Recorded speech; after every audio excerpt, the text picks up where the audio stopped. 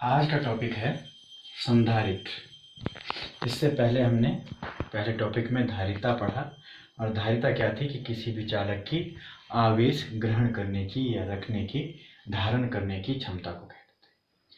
अब देखिए हम अधिकतम कितने आवेश को धारित कर सकते हैं और उसके लिए कितना बड़ा चालक चाहिए, वो भी मैंने पिछले इसमें बताया था कि अधिकतम 711 माइक्रोफैराड, जबकि अधिकतर इलेक्ट्रॉनिक इक्विपमेंट्स में हमें इससे ज़्यादा धारिता की आवश्यकता होती है।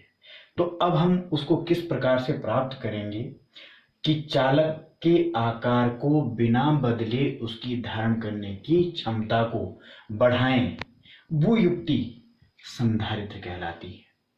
क्योंकि हमें आवश्यकता हुई कि इतनी ही नहीं, हमें तो ज़्यादा चाहिए, आवेश ज़्यादा चाहिए, तो उसके लिए जो युक्ति चालक के आकार में तो परिवर्तन नहीं करती है पर किसी प्रकार से उसमें उसके धारण करने की क्षमता को बढ़ा देती है। इसके लिए हमने पहले ये C=Q/V, ये हमारी क्या थी, धारिता, ये आवेश और ये विभव था। ये और हम कोई चीज नहीं कर सकते क्योंकि हमें ये मात्रा बढ़ानी है। तो इसके लिए एक प्रक्रिया हो सकती है, क्योंकि धारिता एक सामान्य वह है जो इन दोनों के अनुपात को कहते हैं। अब यदि किसी प्रकार से हम विभव कम कर दें तो अब हम उस चालक पे और आवेश दे सकते हैं। फिर यदि किसी और प्रक्रिया से और कम कर दें तो और आवेश हम उसको दे सकते हैं। इस प्रकार से हम उस चालक की धारिता बढ़ा सकते हैं और ऐसी युक्ति क्या कहलाती है, संधारित्र कहलाती है। एक उदाहरण से हम आपको समझा सकते हैं। ये विद्युतदर्शी है जो आवेश का संसूचन करता है। इसमें हमने इसे धनात्मक आवेश से अधिकतम जितनी इसकी धारण करने की क्षमता थी उतना इसको धनात्मक आवेश से आवेशित किया।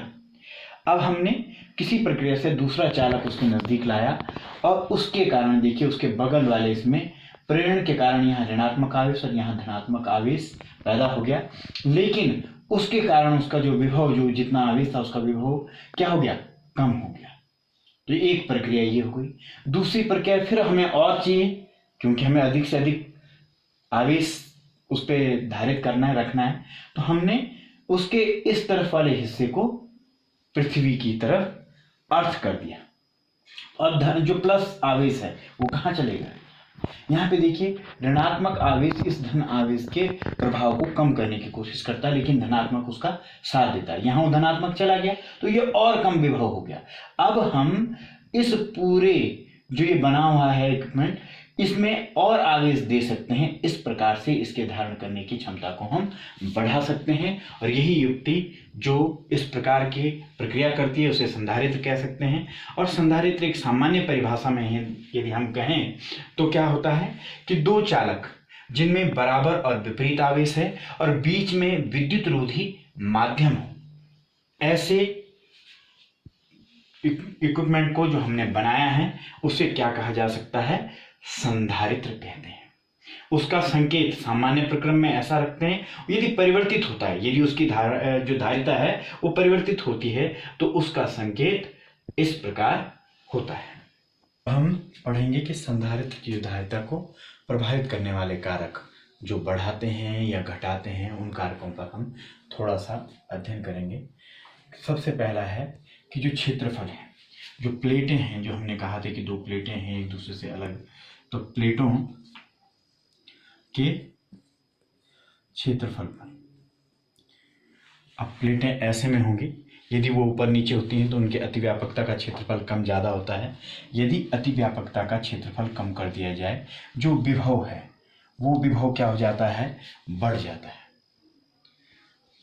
जब विभव बढ़ जाएगा तो सामान्य हमारे पास सूत्र ये है, विभव बढ़ जाएगा तो C क्या हो जाएगा, घट जाएगा। यहाँ देखिए अतिव्यापकता का क्षेत्रफल घटाया गया तो विभव बढ़ गया, विभव बढ़ गया तो धारिता क्या हो गई, कम हो गई। तो इसलिए जो धारिता है वो अतिव्यापकता के क्षेत्रफल के अनुक्रमानुपाती होती है। दूसरा, प्लेटों के मध्य दूरी, ये दूरी d, यदि हम दूरी को घटाएं तो विभव क्या हो जाता है, घट जाता है। विभव घट जाएगा तो नियम वही है कि विभव घट गया तो धारिता अपने आप बढ़ जाएगी। तो इसलिए जो C है वो व्युत्क्रमानुपाती होती किसकी, उनके बीच की दूरी के। इसी प्रकार नीट क्या है कि माध्यम, जो उनकी माध्यम है उसके ऊपर निर्भर करता है। और माध्यम का परावैद्युतांक यदि K है, यदि हम किसी सामान्य जो संधारित्र है, यदि उनके मध्य मोम या कोई और तेल, माइका कुछ और डालते हैं तो उससे उसकी धारिता बढ़ जाती है। इसलिए C किसके अनुक्रमानुपाती होता है, K के। यदि इस सारे को एक साथ यदि हम रखें तो ये होता है आपका K, A और D। और ये अनुक्रमानुपाती का चिन्ह की बात करें तो ये हो जाता है एप्सिलॉन नॉट K, A और अपॉन D। तो ये धारिता का सूत्र। समांतर प्लेट संधारित्र की धारिता जो हमने अभी देखा K epsilon not A upon D, हम अब इसको सिद्ध करेंगे कि ये आया कहाँ से। अभी तक तो हमने कहा कि इन चीज़ों पे निर्भर करती है और अब हम उसको सिद्ध करेंगे। हमने माना कोई एक समांतर प्लेट संधारित्र है जिसकी दो प्लेटें हैं, इस पे धनात्मक आवेश है, दूसरी तरफ पे ऋणात्मक आवेश है। तो हमने अर्थ कर रखा है, उसको धरती से संबंधित कर रखा है। उसके मध्य जो पदार्थ हमने डाला हुआ है उसका परावैद्युतांक K है और इस पे जो सरफेस चार्ज डेंसिटी या पृष्ठीय आवेश घनत्व तो धनात्मक सिग्मा और ऋणात्मक सिग्मा है। तो हम जानते हैं कि इसके मध्य जो विद्युत क्षेत्र है वो कितना होगा, हमें पता sigma upon K epsilon not, जहाँ K उसका परावैद्युतांक है। यदि हम सिग्मा को बदलें तो सिग्मा को हम क्या लिख सकते हैं, Q K एप्सिलॉन नॉट और यहाँ पे आ जाएगा A। हम जानते हैं कि V इज इक्वल टू होता है E और D। तो यदि हम इस जगह पे इसकी वैल्यू रख दें K A और यहाँ पे D आ गया। और हमारे पास पहले से ये सूत्र है कि धारिता का जो सूत्र है वो हम जानते हैं C इक्वल टू क्या है, Q अपॉन V। और यदि हम यही करें Q अपॉन V का वैल्यू ये रखें K upon K epsilon not A D, देखिए Q से Q कट जाता है और ये मेन बट्टा है तो ये पलट जाएगा। C इक्वल टू हो जाएगा K epsilon not A D। जो सूत्र हमें चाहिए था वो हमें प्राप्त हो गया। तो सूत्र जो हमने कहा कि A पर निर्भर करता है, D पर निर्भर करता है, K पर निर्भर करता है, वो सूत्र कहाँ से प्राप्त होता है वो हमने निकाला। अब हम करेंगे आंशिक परावैद्युत युक्त समांतर पट संधारित्र की धारिता। मतलब पहले जो हमने किया था वो पूर्ण तौर पर परावैद्युत से भरा हुआ था, लेकिन ये आंशिक तौर पर भरा हुआ है। तो अब हम करेंगे जो आंशिक भरा हुआ है, माना इसकी पूरी जो यहाँ से यहाँ तक की दूरी D है जो हम पहले भी लेते हैं, और जो हमने परावैद्युत रखा उसकी जो चौड़ाई है वो T है और इसका परावैद्युतांक K है। माना इस पे धनात्मक आवेश लगाया जाता है और वो प्रेरित होके यहाँ पे ऋणात्मक, यहाँ पे धनात्मक और फिर यहाँ पे ऋणात्मक आवेश आएगा। और इसकी पृष्ठीय आवेश जो घनत्व है एक जगह प्लस सिग्मा और एक जगह माइनस सिग्मा होगा।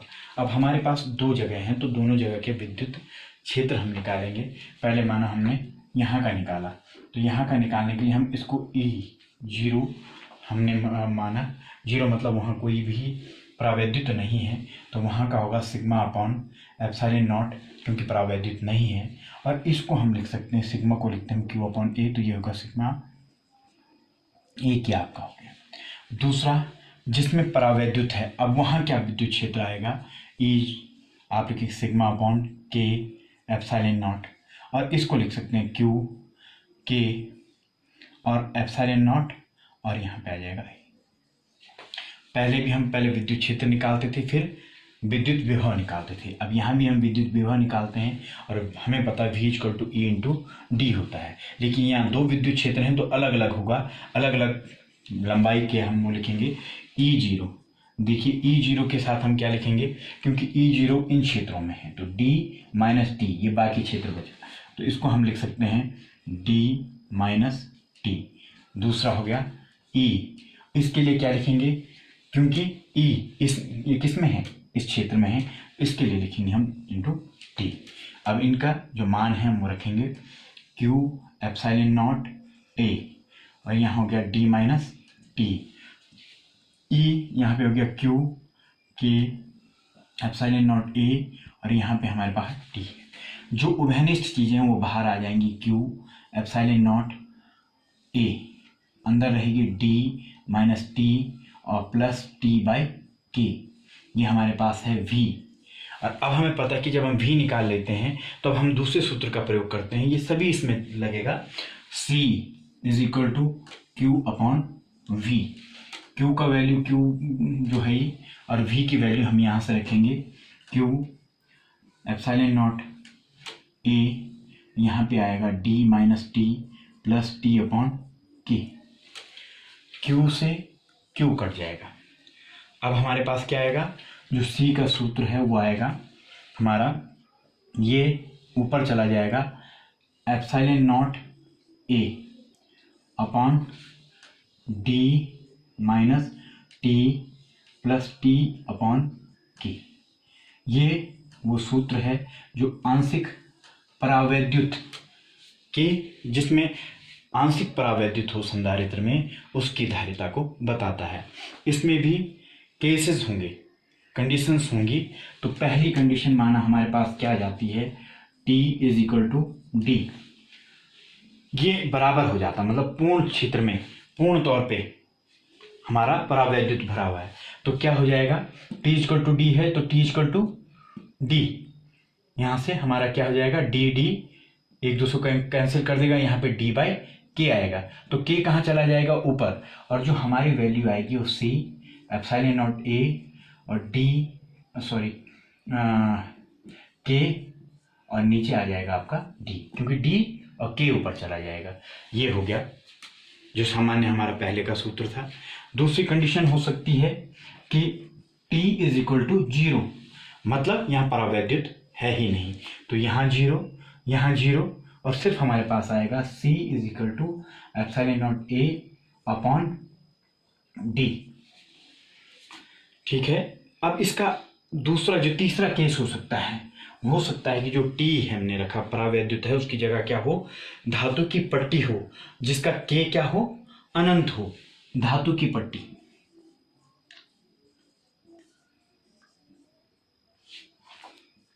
जहां K अनंत हो। अब K अनंत है तो ये क्या हो जाएगा, यदि अनंत बटे में है तो ये शून्य हो जाएगा। तो हमारे पास जो C बचता है वो C होगा एप्सिलॉन नॉट ए और D माइनस